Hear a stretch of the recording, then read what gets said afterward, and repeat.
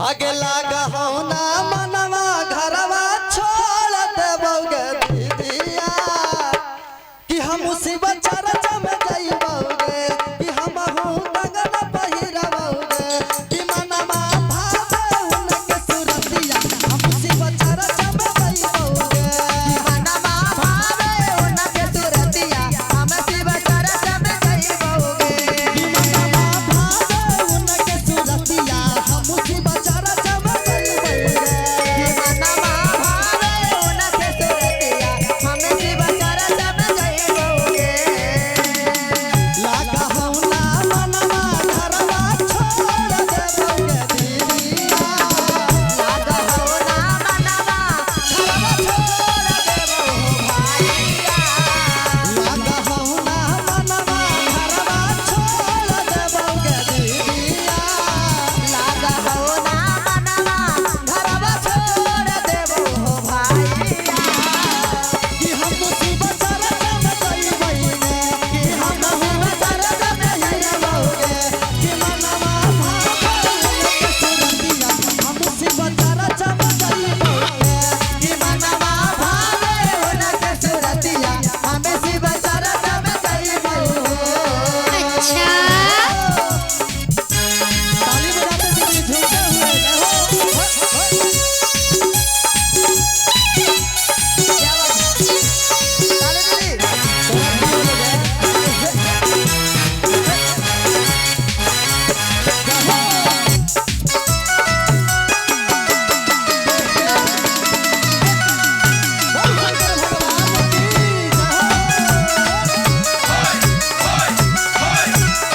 और देखी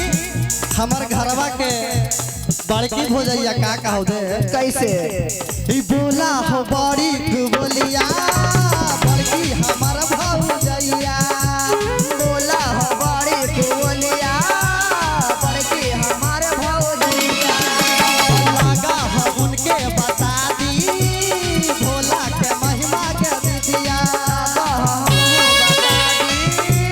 भोला के महिमा हो भैया तीन गो सुतरवा के कर दे बौपारा चरवा दे तीन गो सुतरवा के कर देबो पारा चरवा का भैया इतना जल्दी में मत रहा। अरे नालंदा जिला भी बहुत दूर ना हो धीरे धीरे पहुंच जाए मैं। अभी धीरे धीरे जाए के हो और हमारे दीदी जितना भी चुपचाप खड़ी बैठे हुए हैं और इधर वाले दीदी बताइए आप लोग देख रहे हैं लेकिन ताली और जयकारी नहीं मन लगा रहे हैं। अच्छा और ये सब जो हमारे मड़ई में दीदी जो लोग खड़ी हैं उनसे कहेंगे हे टुकु टुकु तकला से कुछ ना होई कुछ ना हो तो ये दीदी अचुपा छपा ये ठला से कुछ ना होई टुकु टुकु तकला से कुछ ना होई जब ले ताली ना बजेबा भोला खुश ना होई जब ले ताली ना बजेबा भोला खुश ना होई जब ले ताली ना बजेबा भोला खुश ना होई। बताई इतना कहला पर भी इधर से बजा तो थप थप करता लेकिन उधर से कुछ सुनाई आओ नहीं। छोटकी दीदी बताई कम से कम जयकारा लगाई दीदी प्रेम सोनी शंकर भगवान की कि मनवा भावे उनके सुरतिया हम मुसीबत चरचा में जाइबोगे कि मनवा भावे उनके सुरतिया हमें से बचारा में जाइबोगे